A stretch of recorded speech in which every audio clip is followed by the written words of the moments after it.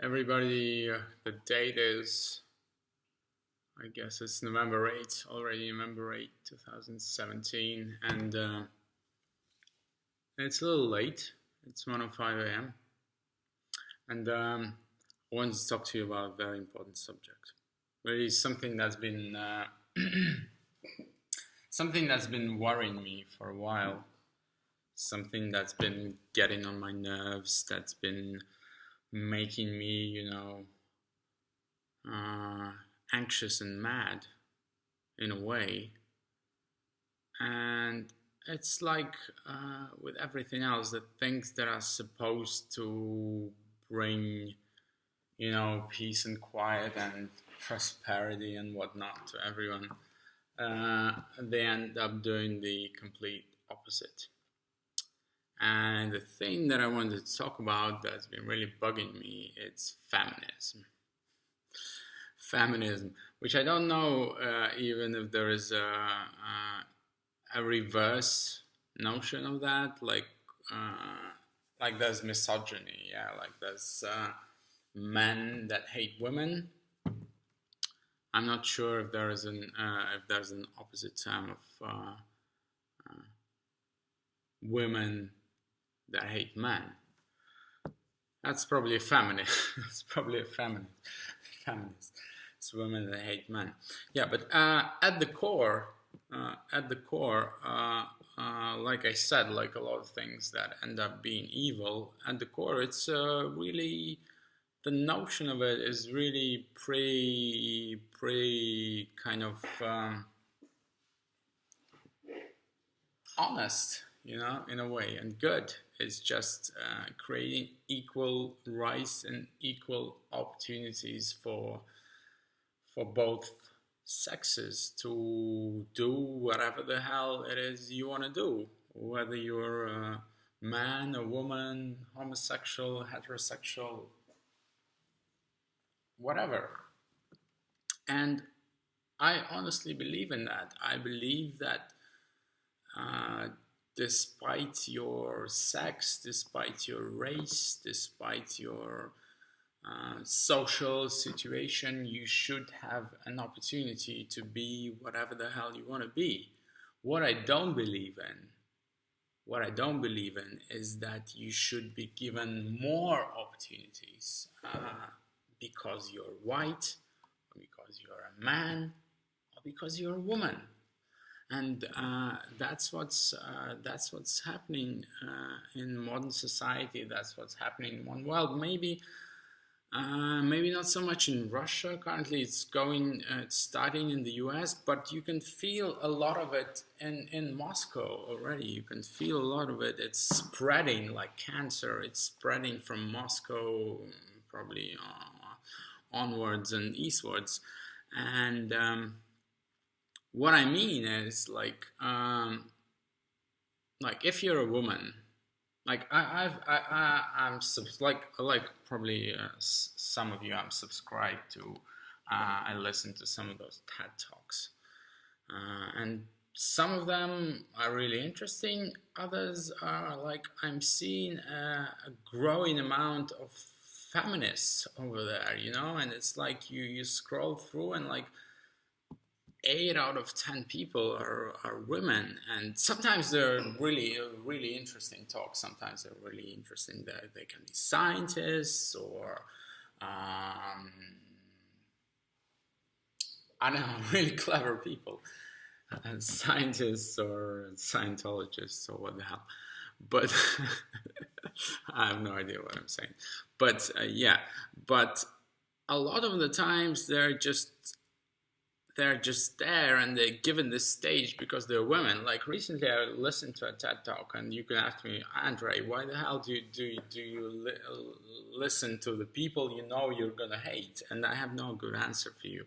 A lot of times, I know at the point when I'm tapping this the screen that I'm gonna hate this person that's giving this talk, but I still get to the end of the talk hating this person. And like I said, I'm trying to cut down on social media, but I should try to cut down on the hate too a little bit, but the thing is that, yeah. So I was listening to this TED talk, and it was a woman, and she was, I think, she was initially like an actress, and she was complaining about how hard it is to be an actress in Hollywood, and she's no actress that anyone would identify or know. She's and for a reason. She's nothing special. She's not good looking. She's not interesting. She hasn't got any charisma. And she was speaking about how hard it is to be an actress in Hollywood, and how she was only offered roles of without words, and where she was expected to be naked. I don't know who the hell would want to see her naked, but it's always these kind of women that no one wants to see naked, that they're complaining that they are always that men are trying to get into their panties. No one's trying to get into your panties. You shouldn't worry about that. But and she said that but long story short, she said it was hard for her to be an actress, and she became a writer instead. And they wrote a movie, some movie I've never heard of and no one's ever heard of. She said it did well. It participated in several international festivals and whatnot. And just so you know, if you make a movie, no matter how bad it is, and if you make it your life's work, at least for some time, not your life's work, but your several months' work, that you wanted to take part in movie festivals, it will. Because most of those festivals, they have like entrance fees, and you actually pay them to participate.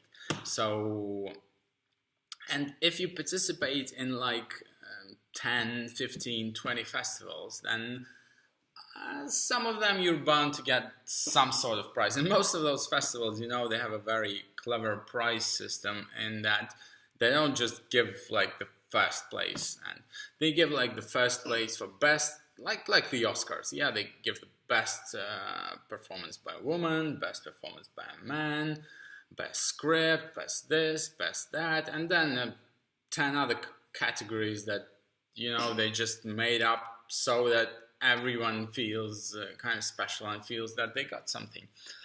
And so this woman, I'm sorry, I don't remember her name, but it doesn't really matter. And she began as an actress, and she ended up being a writer. And she said that the movie that she wrote with a bunch of friends, and all of them were women. I think all the people who participated in the movie were women too. And it was a kind of comedy. And I was like, wait a second. So, and she, throughout the presentation, she was trying to make jokes. And there was a bunch of people, I suspect they were her friends, who actually, in the audience, who actually laughed. But they were like really lame jokes. And like, if you're a writer and you're trying to write comedy, and this is like a 15-minute TED talk. So, and if you're making like 5 jokes throughout the talk, you should try to make those jokes kind of good in a way, at least so that the people listening, not just your friends, but the people listening to you would laugh. But nevertheless, it doesn't matter. Maybe I just didn't like the jokes. It doesn't matter. Maybe her movie is for someone else. But what I really disliked about it is that at the beginning she said, I'm going to start with a story and end with a revolution. And at the end, her revolution was that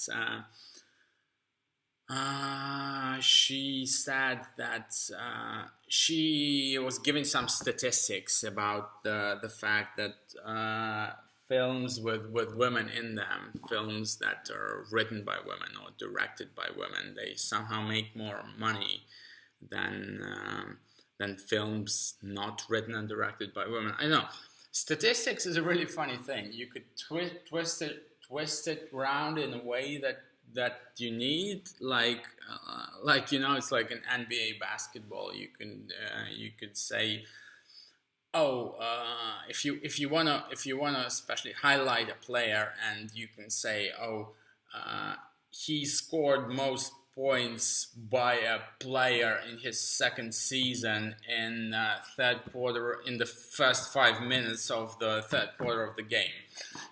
So basically, you could, whatever someone does, you could find a way to make him most prominent. Like you could say, like, it's 1:16 a.m. now, and I'm sitting here on the 11th floor, and you could say, well, Andre is the person who spoke most words in English in Moscow at 1:16 to 1:17 a.m. On the 11th floor of a building.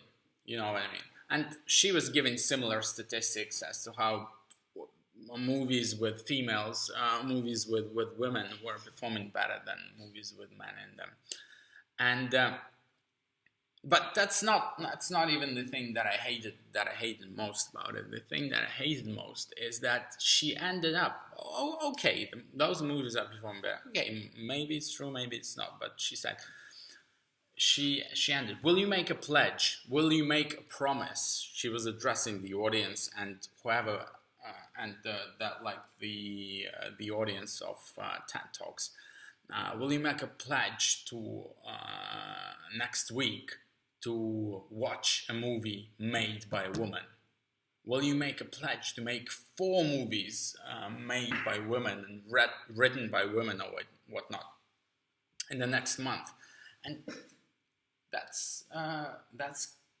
sounds absolutely wrong to me. I mean, like, why the fuck would I want to make a pledge like that? I wanna watch movies that I think are good, whether they're made by women or men or transsexuals, or I don't know, if animals start making movies, right on. I mean, I'd watch that too if that's good. But there's no way that I'm comparing men and women and transsexuals to animals. But it shouldn't really matter. It shouldn't really be an issue if it's a man or a woman or a homosexual person. It shouldn't. It should be just a good human being. It's like the case with Harvey Weinstein, yeah, and he's an asshole, and just by looking at him, it's really easy to hate the guy because he looks like an animal, and he's rich movie producer, so who could be more hateable than that? But there was one situation where I sympathized with him, well, in a way, you know, because not with him, but against this whole situation, you know, of gang raping this man once he's fallen, and everyone just jumping on top and beating him and gang raping him and whatnot. And there was this, I think it's like a stand-up comedy bit by a woman trying to capitalize on this situation, and she was saying like, but so Harvey Weinstein, blah blah blah, he's an animal, he's an asshole, and his company fired him. But you know what? And that's not enough. Like next time something like this happens, they should just fire him. They should replace him with a woman. And then there was this audience, I don't know, it was, again, an audience of friends or someone that cheering just because they were there, or maybe they really felt that what she was saying was right. But I was like, well, hang on a sec. You should replace him with a woman? Like, you were thinking that a woman would necessarily be better? Like, shouldn't we just replace an asshole with a better human being? Regardless of sex or, you know, race or religion or whatnot. Just a better human being would do, no? And yeah, that's the problem that I have with feminism. It's that it's becoming this kind of reverse misogyny in a way. It's just women will solve all the problems. Like women are all good and men are all bad. Yeah, in a way, yeah. And yeah, that's also brings me to my next thing that I wanted to mention is that I recently saw a post by by a Facebook friend, so to speak, and she was at some IT conference somewhere, and I don't know why the hell she was at an IT conference. She's like, I don't know, a journalist or whatnot, something like that. But maybe she was covering it or something. But what she wasn't saying about anything about the subject of the conference, what it was about. What she decided to dwell on was that. So what worried me, or what she said was, what worried me most is that there were very few women at this conference. So there are very few women in IT. So this is what I'm most worried about. Why are there so few women in IT? And I'm like, why? Why the fuck are there so few women in IT, I wonder? Why don't you, if you feel that there is a niche there, why don't you go and learn programming? Why don't you go and learn a programming language and go and work in an IT company? God knows it pays better than being a journalist. So get on with it. I have an IT company of sorts, and I can speak from my own experience. I was hiring people at some point, and I was looking for people. I didn't care if they were men or women. We actually had one woman who was a developer, and she was one of the best developers we ever had at this company. Unfortunately, she decided to leave, look for greener pastures or whatnot. But I mean, it just doesn't, like, I don't understand it. Like, are there really, like, people who are looking at candidates, like in an IT company, and they're looking at candidates and they're going, okay, he's good, she's better, but I'm gonna hire him because he's a man. And I'm gonna, just scratch that, not even that. He's bad, she's good, but I'm gonna hire him because he's a man. I'm gonna suffer with this guy just because he's a guy, just because I want my company to be all guys, just because we can, I don't know, make fart jokes and joke about women's boobs, or it just doesn't seem right to me. I don't know who in their right mind would do this. The only reason that there are more men in IT is just because more men are going into universities to get this education initially and end up being programmers. That's just how it is. That's not because some misogynistic IT company CEOs are choosing men over women. This is just bullshit. And advocating that there should be more women in IT is just leading to the fact that some people are scared into hiring women who are worse qualified than men. And that's just wrong. And that in turn leads to misogyny, because it leads to people, to male programmers looking around like she's not a good programmer, but they hired her because she's a woman. And so this kind of thinking, this kind of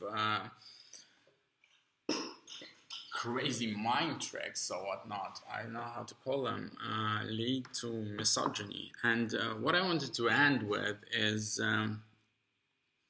feminism. I think, like I said at the beginning, at the core is it's an interesting concept, and surely I, like many other reasonable people believe that we all deserve equal rights. But at the end of the day, if you're like a super hardcore feminist, and I have a friend who is like a super hardcore feminist, and you know, a little bit crazy, I would say, a little bit crazy in terms of how feministic she is. But at the end of the day, when we go out for drinks, and we're just friends, you know, we're not going out or anything. At the end of the day, when we're going out for drinks, and when the bill comes, she expects me to pay. And it's not just I say I'll cover it. She expects me to pay. I'm sure she doesn't even have her wallet on her. And that's what I detest. If you are hardcore, if you're a hardcore feminist, I expect her to say, I'll cover the bill. I got you, man. I'm a strong woman. I make money. I got money. I'm gonna pay for drinks. So, to end this good trip, bad trip rant about feminism is let's all try to just coexist in peace and love each other regardless of race, sexual orientation, sex, whatnot. But if you are really hardcore, fighting for women's rights or whatnot, fighting for equality, then it should be equality throughout. You know, it shouldn't just be, I want equal rights here, but I still expect you to do this. It should be everything. And I'm sure that a lot of those women that consider themselves hardcore feminists, when they look at the specter of things that is expected of men, and if they really give it a second, third, fourth thought, and understand what is expected of men, and understand what is expected, what will be expected of them if they really have those equal rights that they are so willing to get, that a lot of them wouldn't really want it. A lot of them want the good things in being a man, but not the bad things. So I want equal pay, I want equal opportunities, which to be honest, I think at this point we're not quite there, but we're getting there. I want this and this and this and that, but I still expect you to pay for drinks. And I'm not having that. So with this, I'd like to end this midnight rant. This was Good Trip, Bad Trip, November 8, 2017. Andre K. signing off.